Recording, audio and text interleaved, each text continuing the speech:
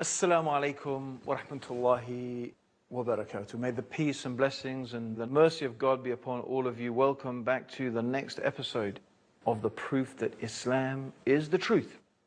And today we're going to be talking about the scientific miracles of the Quran, those statements in the Quran and the sayings of the Prophet Muhammad, the hadith of the Prophet sallallahu alaihi wasallam, may God's peace and blessings be upon him, that are truly remarkable, that beg the question, how could such information be in a book 1,400 years old?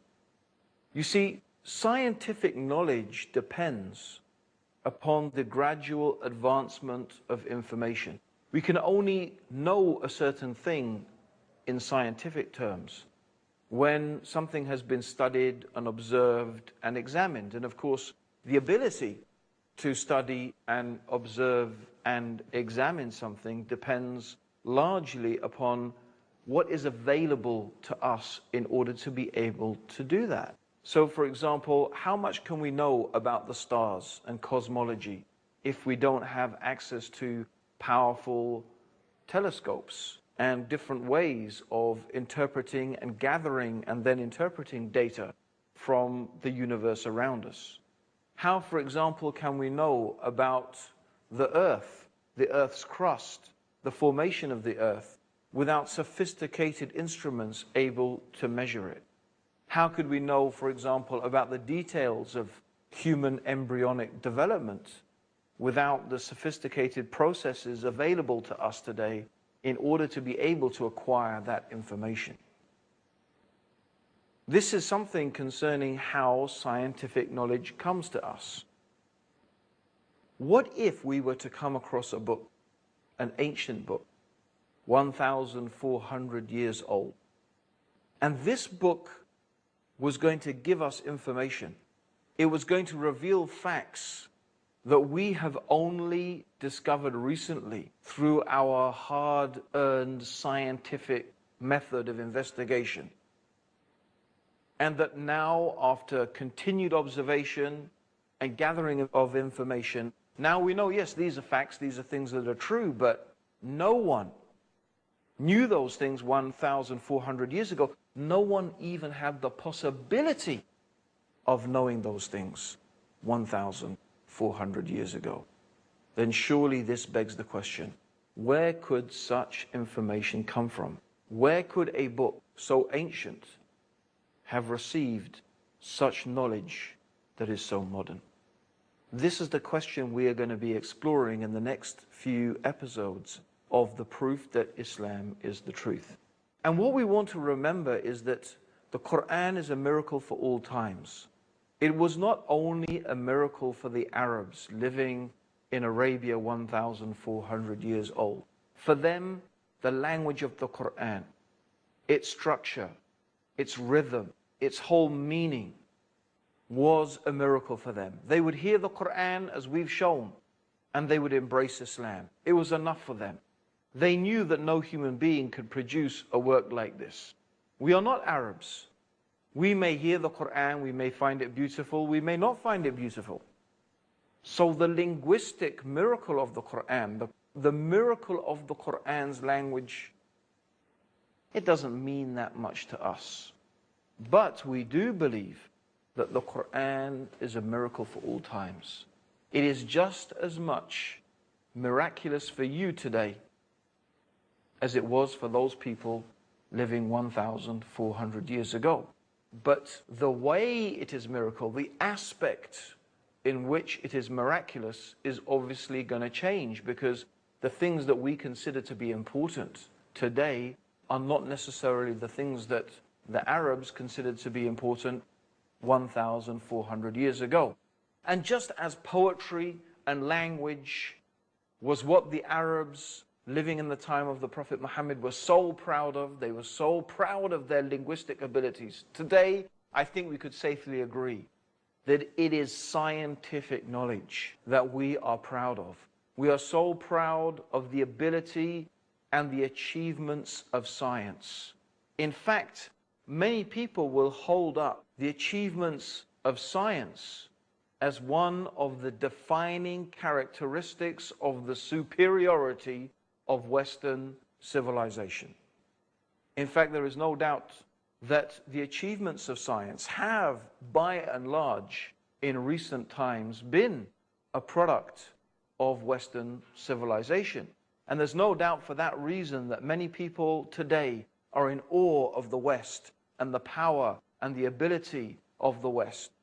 We study in universities based upon the patterns of Western institutions. English is the lingua franca, the international language that is spoken all over the world and in which many different studies are performed. And all this is really connected with science and the advancement in science and technology. So the Quran is a miracle to the scientist. The Quran is a miracle to the people of the 20th and the 21st century, just as it was a miracle to those people living in the desert 1,400 years ago. Now, what we plan to do over the next few episodes is to introduce to you some of the statements and explain some of the statements in the Quran that are of a scientific nature and that have proven to be in accordance with modern scientific knowledge. Now, before we go into it, I do want to mention a very important matter.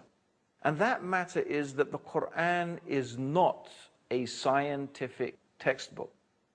The Quran is a book of guidance. In the Quran, Allah says, Alif Lam Mim, ذَلِكَ الْكِتَابُ لَا رَيْبَ فِيهِ هُدًى لِلْمُتَّقِينَ. Alif Lam Mim. This is the book without doubt. In it is guidance for the pious people. So the Quran is fundamentally, essentially, before anything else, it is a book of guidance. It is a book that teaches us who is Allah, who is the Creator, that there is only one God that is worthy of worship. It tells us also that Muhammad, may God's peace and blessings be upon him, is the messenger of God. It teaches us morals, what is right and what is wrong, how we should behave with each other, how we should behave with the world around us. It teaches us the stories of those pious people who have come before us, so that their lives and their examples could be an encouragement for us, so that we could further better ourselves. And the Quran also warns us of those people who have disobeyed God, who have sinned against God, who have transgressed the limits that God has laid down. And the Quran warns us and tells us about the fate of what has happened to those people. The Quran is a book of law. It teaches us the laws through which and by which we should govern ourselves according to the wisdom and the knowledge of the mighty, the wise, Allah subhanahu wa ta'ala. So, the Quran is not a book of science, but without doubt, we believe, we know that it is from Allah, the Creator of the heavens and the earth. And therefore, it is not unreasonable to expect that the information that is contained in the Quran should reflect the perfect and absolute wisdom and knowledge that is from God. We should expect, of course, that a book that is from God to be consistent with the reality of the universe around us. Since God is the creator of the universe, and God is the creator of all things, and God is the one who knows everything, surely a book that is from God should be consistent with what we can observe to be facts. Now, importantly, we are talking here about facts. And so what I have tried to confine myself to are those aspects that are very clear and that are very obvious and that are not ambiguous. We're not talking here about so much scientific theory, although, of course, in a philosophical sense, every statement in science is a theory. Everything is a theory. It's only, in the eyes of scientists, a theory that is very, very strongly proven with very, very strong evidence, as opposed to a theory that may have very little evidence or perhaps even no evidence at all. And so scientists put their faith, as you could say, they put their faith in those theories which simply offer the best explanation and have the strongest degree of evidence. However, we have really only tried to select those statements from the Quran that are supported by the strongest degree of scientific evidence. And again, we only say this because the Quran is not a scientific textbook. It's not a book of science.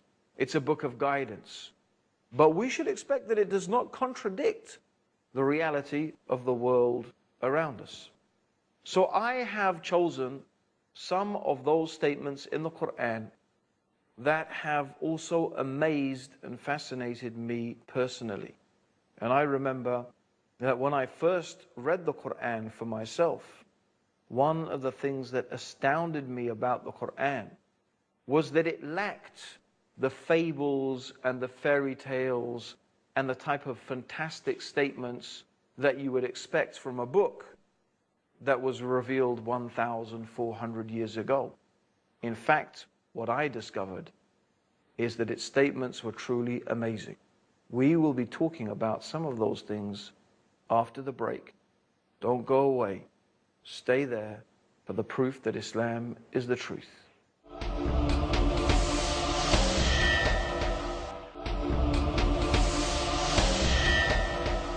Welcome back to the proof that Islam is the truth. I'm Abdurrahim Green, and I'm going to be talking today about some of the amazing statements in the Quran concerning the natural world. Some of the amazing findings that we find in the Quran that agree with present scientific observations. Amongst one of the most remarkable of them are without doubt the statements in the Quran dealing with the development of the human fetus. Now, it's interesting as a comparison to see what was the state of knowledge at the time of the Prophet Muhammad, may God's peace and blessings be upon him. Because you would expect a work that has been made by human beings to reflect the ideas and the concepts that were prevalent at the time. If Muhammad, may God's peace and blessings be upon him, had invented the Quran, had authored the Quran himself, most certainly he would have picked up the ideas that were normal amongst the Arabs and the Greeks and the Romans and the Egyptians, and so on and so forth. So one of the prevalent theories was, of course, the Aristotelian theory, and Aristotle was one of the first people to really begin to make scientific investigations and theories as to the origin of human life. When I say one of the first people, certainly in the Western world, he was one of the first people. And also he's one of the people whose statements have been recorded and preserved for posterity. There may, of course, have been others. But his theory was very, very common. And his idea was that the male sperm acted as rennet in cheese to congeal the female menstrual blood. And from the congealing of the female menstrual blood, the human embryo was formed. Now, he based this upon his observation that when women became pregnant, their monthly periods ceased. And so he theorized that therefore something must happen to that monthly period, and what happened to it was that it congealed in order to form a human life. Now, of course, we realize at this time that such a theory is completely false.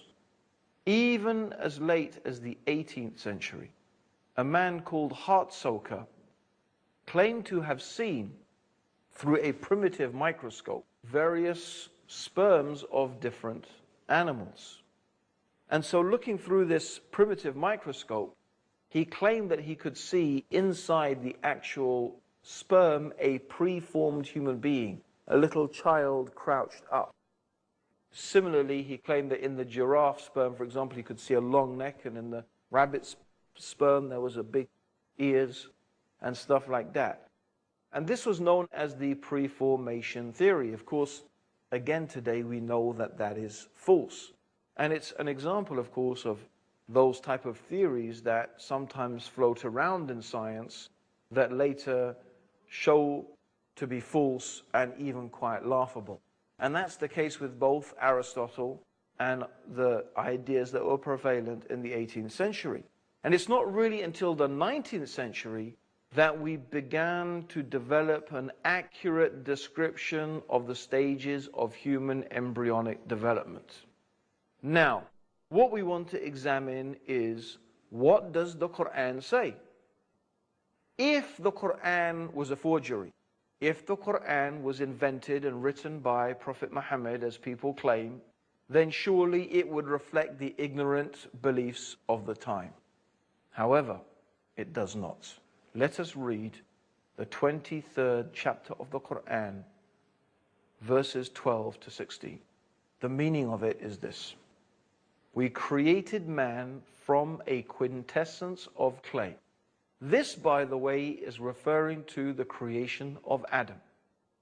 Muslims believe that God created Adam miraculously, not like the rest of the creation. He took clay, Allah took clay from different places in the earth, and He formed from this clay the shape of a man, and He gave life to this form, and thus Adam was created.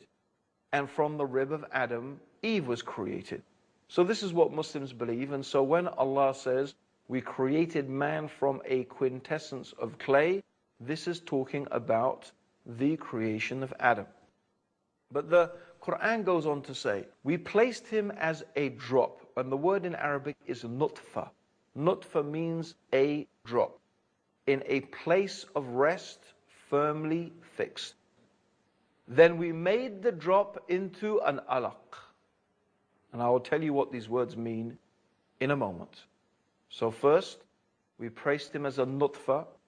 Then we made the drop into an alaq. And then we changed the alaq into a mudgha. And then we made out of that mudgha bones. And then we clothed the bones with flesh. Then we caused him to grow and come into being and attain definitive form. So Allah is mentioning the stages: nutfa, alaq, mudgha, laham. Okay, so these are the stages. And then we begin to look like human beings. And Allah goes on to say, blessed be Allah, the perfect creator. After that, you will die. Again, on the day of judgment, you will be raised up. It's very important, my dear listeners, that Allah, at the same time as He is mentioning these amazing and astounding facts that science has only discovered recently, immediately afterwards, Allah is reminding us that you will die and you will be raised up on the day of judgment. Just as Allah created you in stages, from a thing that clings, from an alaq and a mudgha, and from laham, from all of these things, Allah most certainly will create you again on the day of judgment. Now the Prophet ﷺ, nutfa means a small drop that is emitted. And the Prophet ﷺ referred to this nutfa as both belonging to the male and the female. In fact, he mentioned that these nutfa are mixed in the creation. This is what he mentioned in an authentic hadith. The nutfa, the drop from the man, which is the semen, and from the woman, which is of course the ovum, their nutfa, the small drops, they are mixed. So this is very important because the Prophet is mentioning that the human being comes from both the man and from the woman. This already goes against the theories that were prevalent at the time. Secondly, the word alaq in Arabic, what does it mean? It has three meanings: a thing that clings, a blood clot, and a leech-like object. In fact, all of these things accurately describe the first stage of human embryonic development.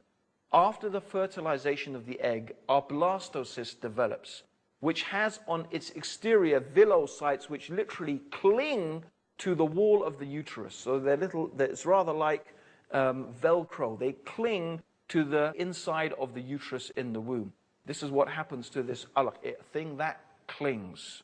And then it goes on to resemble exactly a leech-like object. The similarity is absolutely remarkable, not only in appearance, but also in behavior, because a leech also takes blood from its host. Similarly, the alaq stage also takes nutrition and blood from inside the mother. So it goes on, and it also resembles at a later stage after that a blood clot. So this is the first thing. The word alaq describes exactly the first state of human embryonic development. This is not something that could have been known 1,400 years ago. It is impossible, because this stage of human embryonic development is something that only can be observed with powerful microscopes. Yet, description is accurately mentioned in the Quran 1,400 years ago.